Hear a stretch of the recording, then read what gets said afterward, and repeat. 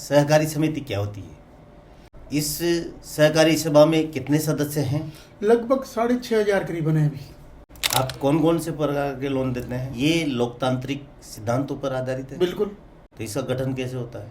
पदाधिकारी होते हैं, चुने जाते हैं, वो क्या सरकारी कर्मचारी होते हैं या गैर? नहीं, सरकारी कर्मचारी। जो दूसरे सरकारी बैंकिंग व्यवस्था है और आपकी सहकारी है, इसमें क्या अंतर है? आपकी संस्था कितने करोड़ों की है? लगभग 125 करोड़ की। 125 करोड़ की संस्था है, तो राजस्थान की सबसे बड़ी संस्था है।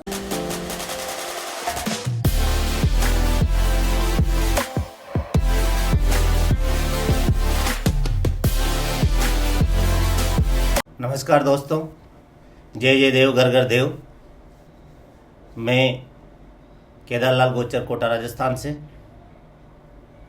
हमारे देव पॉडकास्ट में आप सभी का हार्दिक स्वागत। आज हम सहकार के बारे में बात करेंगे।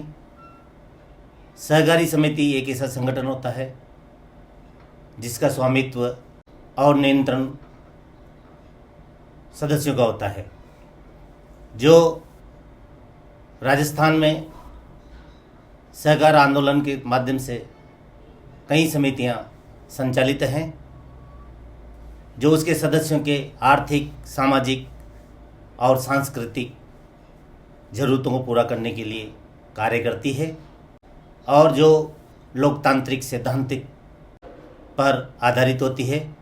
तो आज हमारे बीच में हमारे गेस्ट श्री महेंद्र जी नागर, शिक्षा विभाग कर्मचारीगण सहकारी सभा 696 के उपाध्यक्ष हैं।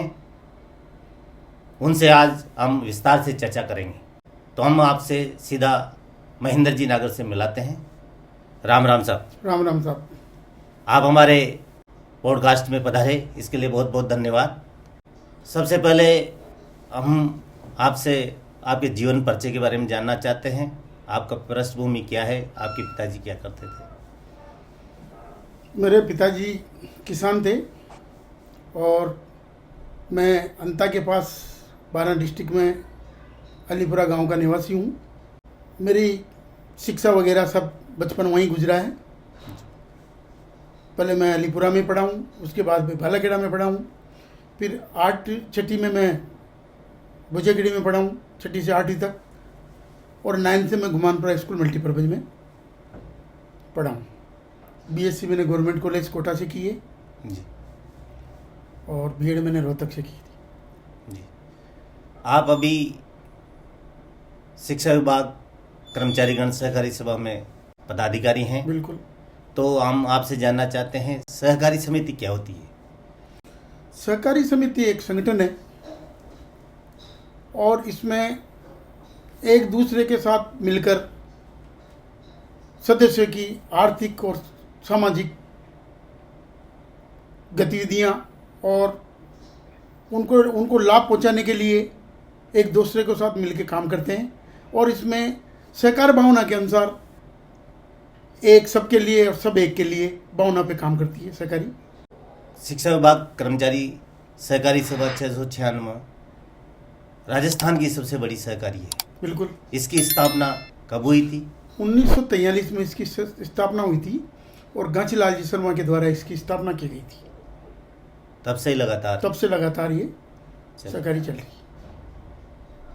इस सहकारी सभा में कितने सदस्य हैं? लगभग 6,500 करीबन है अभी। जी, 6,500 7,000 के लगभग सदस्य हैं। तो इसके में सदस्य कौन कौन बनता है? इसमें शिक्षा विभाग के अंदर जो भी काम करते हैं, वो मंत्रालय कर्मचारी हो या चतुर्श्रेणी कर्मचारी हो या डीओ प्रिंसिपल हो, शिक्षा विभाग के जो शिक्षा विभाग के अंदर कार्यरत करते हैं वो सभी इसके सदस्य हो सकते हैं। इसका उद्देश्य क्या है सहकारी सभा का? इसका उद्देश्य ये है कि लोगों को सहकार की भावना उत्पन्न करना और एक दूसरे की मदद करते हुए सस्ती दर पे लोन उपलब्ध करवाना। और भी बहुत सारे सामाजिक सरोकार हैं, जैसे बाल शिक्षा, अनिवार्य शिक्षा और जनहित की योजनाओं को जनता सदस्यों तक पहुंचाना। स्कूलों में भी हम लोग जनहित कोष से काम करते हैं, उसमें वाटर कूलर लगाना, फर्नीचर देना, बहुत सारे काम ऐसे हैं। और जो भी समय समय पर सरकार की कोई योजना हो उनकी भी हम उनका लाभ भी सदस्यों तक पहुंचाते रहते हैं। सहकारी समिति को चलाना एक बहुत बड़ी चुनौती है, तो इसके बारे में आपका क्या विचार है? सहकारी समिति वैसे तो ईमानदारी से कुशल प्रशासक की तरह सदस्यों को ज़्यादा से ज़्यादा ईमानदारी से चीज़ को चलाकर और एक दूसरे की मदद की भावना से इसमें काम करते हैं, और कम से कम डिफॉल्ट रहो और ज़्यादा से ज़्यादा वसूली हो, क्योंकि किसी भी सोसाइटी में जितने कम एनपी होंगे वो सोसाइटी उतनी ही ज़्यादा पावरफुल होगी। तो मेरा कहने का मतलब ये है कि कम से कम सदस्य हो, ज़्यादा से ज़्यादा लाभ मिले उनको और ज़्यादा से ज़्यादा रिकवरी हो, ताकि हम लोन ज़्यादा से ज़्यादा बांट सकें। आप कौन कौन से प्रकार के लोन देते हैं? हम एक तो सामान्य ऋण है जो 6% में देते हैं, वो 3 लाख। एक व्हीकल लोन है वो उसका प्रतिशत क्या है? 6% में। सामान्य लोन का प्रतिशत 6% है। और इमरजेंसी लोन है, वो इमरजेंसी लोन 12% में देते हैं, उसको 3 लाख रुपया। और एक व्हीकल लोन है वो 9% में 1.5 लाख रुपया। और ये घटते क्रम में रिड्यूसिंग दर पे।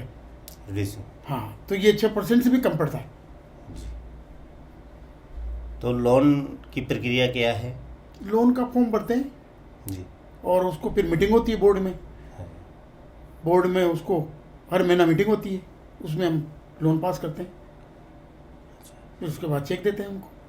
लोन की लिमिट निर्धारित है? बिल्कुल, 3 लाख रुपया सामान्य ऋण है। वैसे तो जमा का 3 गुना है, तो लगभग सभी लोगों ने तो 1 लाख रुपया जमा कर रखा है। अगर किसी के जमा नहीं है तो उसको 3 गुना दे, तो उसको 3 गुना दे लोन देते। यदि लोन की सीमा बढ़ानी हो तो क्या प्रक्रिया है? वो उसके लिए फिर बोर्ड में डिसीजन लेना पड़ता है। बोर्ड ही बोर्ड लेता है ऑफ या आम सभा में लेते हो? नहीं, बोर्ड पहले बोर्ड में लेंगे जी। बोर्ड के बाद फिर उसको आम सभा में पास करवाएंगे, फिर दूसरी आम सभा में उसका अनुमोदन करवाएंगे। जब जब भी कोई नियमावली में परिवर्तन होता है तो आम सभा में पारित कराया बिल्कुल, जाता आम सभा में, पहले बोर्ड में और उसके बाद आम सभा में। है। आम सभा में कौन कौन शामिल होते हैं? आम सभा में सभी जनरल सामान्य आम सभा है, उसमें सब सदस्य जितने भी वो सब शामिल हो सकते हैं सब शामिल। और अपनी बात कहने का मौका मिलता है उनको। 3 दिन पहले वो लोग जो भी आम सभा में बोलना चाहे, जी, अपने प्रश्न पूछना चाहे या और भी कोई विषय हो, वो 3 दिन पहले प्रस्ताव में, 3 दिन पर पूर्व प्रस्ताव में हमें देंगे, उसको हम शामिल करेंगे और उसके बाद उसको बोलने का मौका देंगे। तो सर्वसम्मति से ही प्रस्ताव पारित किया जाता है, सर्वसम्मति, फिर उसके बाद लागू किया जाता है। उसके बाद लागू लगाया जाता है। अच्छा, और अच्छे से सुझाव हो तो हम लोग भी डिस्कस कर सकते हैं उस पर। ये लोकतांत्रिक सिद्धांतों पर आधारित है? बिल्कुल। तो इसका गठन कैसे होता है? पदाधिकारी कौन होते हैं? इसके पदाधिकारी पहले हर 5 साल में चुनाव होते हैं जी, 12 डायरेक्टर चुने जाते हैं जी, और 12 डायरेक्टरों के बाद जब चुन के आते हैं उसके बाद अध्यक्ष, उपाध्यक्ष और मंत्री के चुनाव होते हैं। ये 5 साल के लिए रहता है चुनाव। आप लोन नगद देते हैं या कोई चेक के बैंकिंग माध्यम से। प्रक्रिया से? चेक के माध्यम से। जो दूसरे सरकारी बैंकिंग व्यवस्था है और आपकी सहकारी है, इसमें क्या अंतर है? सरकारी जो बैंक है उसमें नगद पैसा जमा होता है या ऑनलाइन पैसा जमा होता है या चेक द्वारा जमा होता है। जी,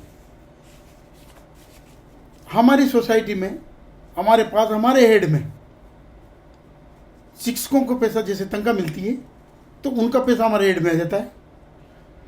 उसके बाद वहाँ से वाउचर आते हैं, क्योंकि पूरे स्कूल का एक साथ पैसा हमारे पास आ जाता है, लेकिन हमें ये पता नहीं है जब फीडिंग करते हैं तो कि ये पैसा किन किन का कितना कितना है, कितना ब्याज है, कितना मूल है। तो उसके स्टूडेंट्स जो आते हैं हमारे पास, उसके बाद हमें पता लगता है कि इस आदमी ने इतना पैसा जमा करवाया और इतना मूल्य, इतना ब्याज है, उसके अनुसार हम फीडिंग करते हैं उसकी। इस राशि निर्धारित है क्या? अभी 1 लाख रुपया। 1 लाख रुपए सर। 3 लाख लोन देते हैं सामान्य ऋण, तो 1 लाख रुपये। तो ये विद्यालयों से, संस्थाओं से कटौतियों के पैसा बिल्कुल। वापस रिटर्न होता है। कुछ चाहे तो नगद भी करवा सकते हैं, कुछ लोग चेक से भी करवाते हैं। और आजकल हमने एक लिंक दिया हुआ है, अगर बाई चांस वो स्कूल से भी नहीं करवाना चाहे तो लिंक के माध्यम से हमें जमा करवा दें। आपकी सहकारी सभा ऑनलाइन हो गई क्या? ऑनलाइन अभी पैसा जमा हो जाता है, पूरी सोसाइटी ऑनलाइन नहीं हुई, क्योंकि हमारी प्रक्रिया ऐसी है कि शेड्यूल का टाइम है, कम से कम 15 दिन, महीना भर भी लग जाता है शेड्यूल पहुंचने में। अगर हम इसको ऑनलाइन कर देते हैं तो ज़्यादातर मेंबर्स की सिविल खराब हो जाएगी। तो या तो बैंकों में इसलिए रहता है कि वो नगद पैसा या चेक से पैसा जमा होता है। हमारे यहाँ शेड्यूल प्रक्रिया है, वहाँ से जो बाउचर नहीं आएंगे वहाँ तक हम फिट नहीं करेंगे उनको। और बाई चांस वो बाउचर आने में देर होगी, महीना लग गया, 2 महीना लग गए, तो फिर उसको 2 महीने तक तनख्वाह भी नहीं मिली, तो फिर उसमें उसकी सिविल खराब होने के चांस है। वैसे आगे भविष्य में हम कोशिश कर रहे हैं कि सब लोगों को तो इसमें क्या पेनल्टी भी लगा देते हो क्या? हाँ, पेनल्टी लगती। कितने समय बाद? 3 महीने बाद। 3 महीने तक? 90 दिन तक कोई पेनल्टी नहीं है, 90 दिन के बाद होती है तो फिर पेनल्टी लगती है। लोन पर पेनल्टी? बिल्कुल। पेनल्टी किस आधार पर लगाई जाती है? पेनल्टी वैसे तो 3% है जी। और फिर उसका एक मुश्त योजना में जमा करवा के वो उसको छूट भी देते हैं बाद में। तो इसमें कोई डिफॉल्टर भी होता है क्या? डिफॉल्टर बहुत सारे लोग हैं। उनके लिए आप क्या प्रक्रिया है? अभी लगभग 21 करोड़ के डिफॉल्टर थे जब हमने अभी सोसाइटी संभाली 23 में।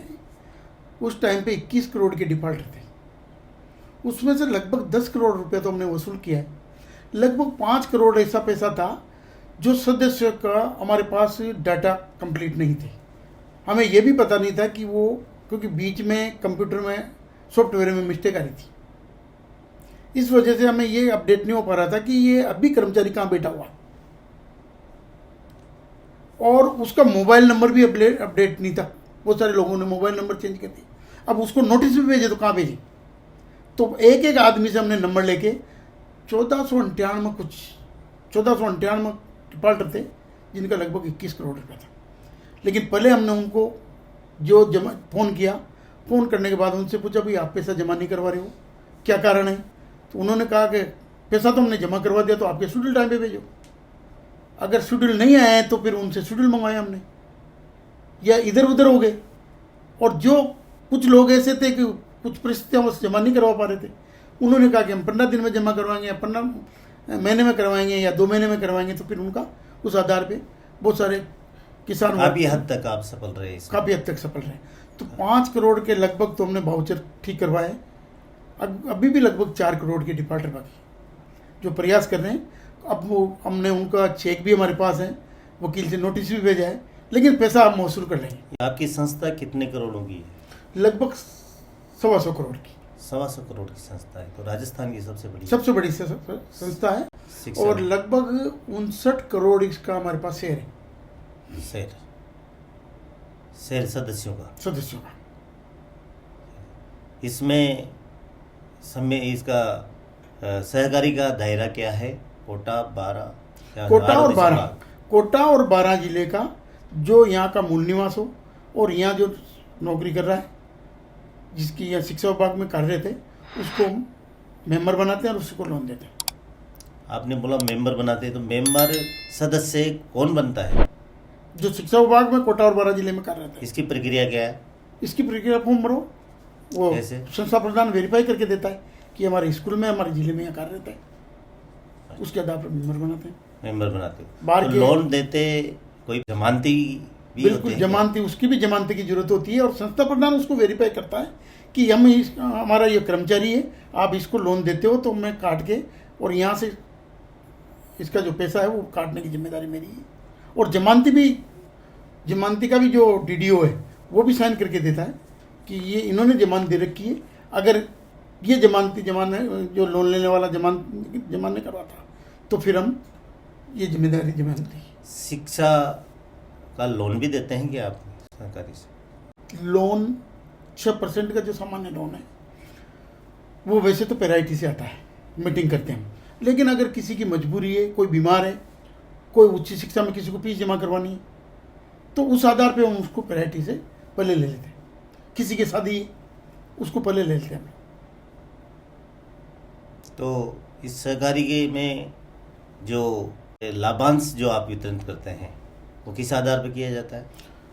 लाभांश उस वित्तीय वर्ष में जितना पैसा हमारे पास सदस्य का जमा है, जैसे 23-24 का लाभांश है, तो 23 में 31/3/24 को जो पैसा, या 1 अप्रैल मान लो आप जी, 1 अप्रैल की ओपनिंग और 31 तारीख की क्लोजिंग, उसके आधार पे उसका पैसा साल भर के लिए कितने महीने के लिए हमारे सोसाइटी में रहा है, तो साल भर के उसके आधार पे हम लाभांश देते हैं। साल भर के आधार पर। तो लाभांश जैसे लाभांश हमने अभी 2,38,00,000 रुपए लाभांश दिए, जी, तो लगभग 59 करोड़ हमारा शेयर था, तो उस आधार पे 4% लाभांश आया, तो वो 4% लाभांश हमने तो लाभांश घटता बढ़ता रहता है? बिल्कुल घटता बढ़ता रहता है, और प्रयास ये रहेगा कि आगे इसको बढ़ाएं। अधिक से अधिक लाभांश देने के लिए क्या प्रक्रिया अपनाते हो? समय पे पैसा जमा हो, जैसे जैसे लोन हम लोग दे रहे हैं वैसे ही लोगों की रिकवरी, वसूली टाइम पे जमा हो, तो लाभांश अपने आप बढ़ेगा। डिफॉल्टर कम से कम हो, समय पे पैसा ब्याज मिलता रहे। इस सहकारी सभा का कोई स्वयं का भी कोई भवन है क्या? अभी प्लॉट पड़ा हुआ है, इसकी अभी कार्य, इसका भूमि पूजन करवा दिया यहाँ वीर सावरकर नगर में, LIC बिल्डिंग के सामने वीर सावरकर नगर में प्लॉट पड़ा हुआ है इसका, और उसको बनाने का प्रयास कर रहे हैं हम लोग।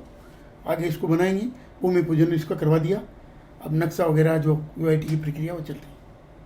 जैसे आपने कहा कि हम आर्थिक सामाजिक सरोकार के लिए लोन देते हैं, तो ऐसा कोई सदस्य है जिसकी कहानी रोचक रही हो, ऐसी जरूरत बहुत पड़ी हो सारे जो सदस्य आपने हैं। कोई कोई बीमार है, उसका हमने तुरंत भी लोन दिया है, ऐसे बहुत सारे मेंबर हैं। अगर यदि सदस्य की मृत्यु हो जाती है तो उसके लोन का क्या होता है?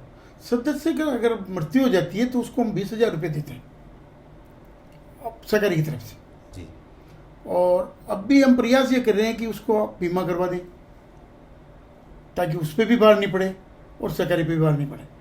और जो उसकी जगह नौकरी लगता है, उसका जो भी नॉमिनी होता है उससे संपर्क करते हैं, क्योंकि हमारे पास पैसा भी जमा रहता है, लेकिन जो लोन बच गया उसमें जहाँ तक उसकी डेथ हुई है उसके बाद उससे ब्याज तो हम लेते नहीं, जी, लेकिन प्रयास करते हैं कि उसका नॉमिनी जो है मूल राशि जमा। मूल राशि जमा हो जाए। आप सहकारी के लिए क्या संदेश देना चाहते हैं सहकारी सोसाइटियों के लिए? कोई सोसाइटी के सहकारी से लिए जुड़ना है कि चाहिए सोसाइटी कैसे? जब भी अच्छी चलेगी और उन्नति करेगी जब उसके कम से कम सदस्य डिफॉल्टर हों और समय पर लोन चुकाएं। आप सरकारी कर्मचारी हैं, बिल्कुल। तो इसमें जो पदाधिकारी होते हैं चुने जाते हैं वो क्या सरकारी कर्मचारी होते हैं या गैर? नहीं, सरकारी कर्मचारी। सरकारी कर्मचारी। सेवानिवृत्ति के बाद भी क्या कोई सदस्य बन सकता है इसका? नहीं, इसके संविधान में वैसे तो लिखा हुआ है कि सेवानिवृत्ति के बाद इसका सदस्य नहीं रहेंगे और पदाधिकारी भी नहीं रहेंगे। अगर कोई पदाधिकारी की 60 साल के बाद रिटायर्ड हो जाते हैं तो वो पदाधिकारी भी नहीं रहता और सदस्य भी नहीं रहता, तो हम लोग उसको देख के और उसका खारिज करवा देते हैं, फार्म भरवा के। उसका बहुत सारे लोग हैं, पहले थे, लेकिन हमने सबको जो भी डिफॉल्ट है उनका तो बैंकिंग प्रक्रिया का के आधार पे आप क्या कोई जमाएं भी की जाती है? हाँ, FD होती है हमारे यहाँ कितने प्रतिशत पे? 6% में, 6% पे FD। क्योंकि हम लोन 6% में देते हैं, जी, 6% में होती है। इसमें FD सेवानिवृत्त वाले भी करा सकते हैं? नहीं, सेवानिवृत्ति वाले अगर मेंबर ही नहीं है तो फिर कैसे करवाएंगे?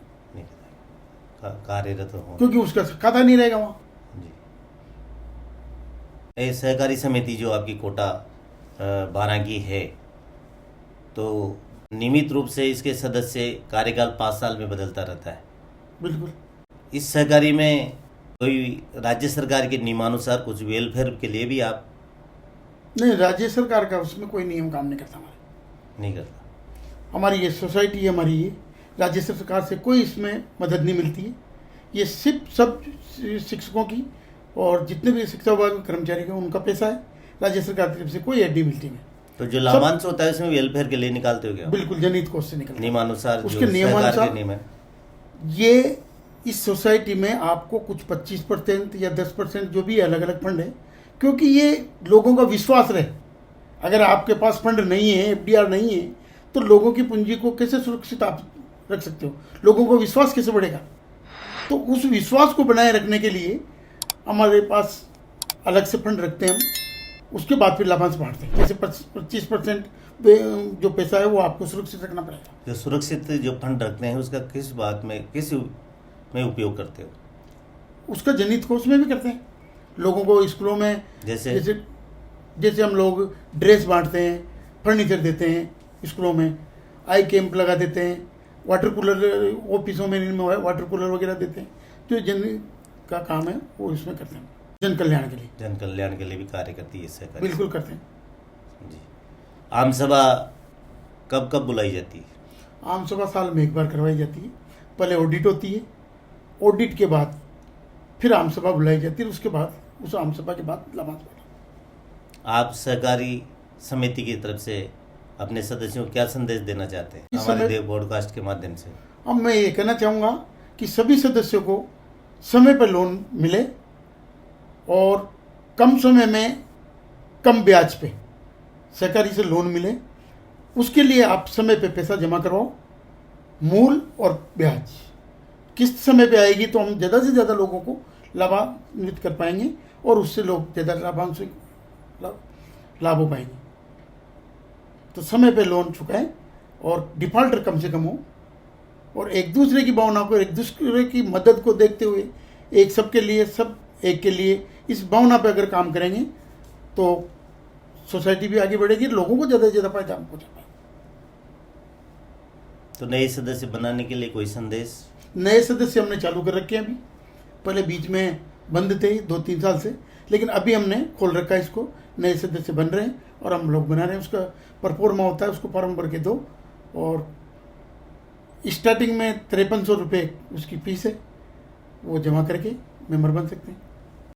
तो ये थे महेंद्र जी नागर, उपाध्यक्ष शिक्षा विभाग कर्मचारी गण सहकारी सभा 696 के।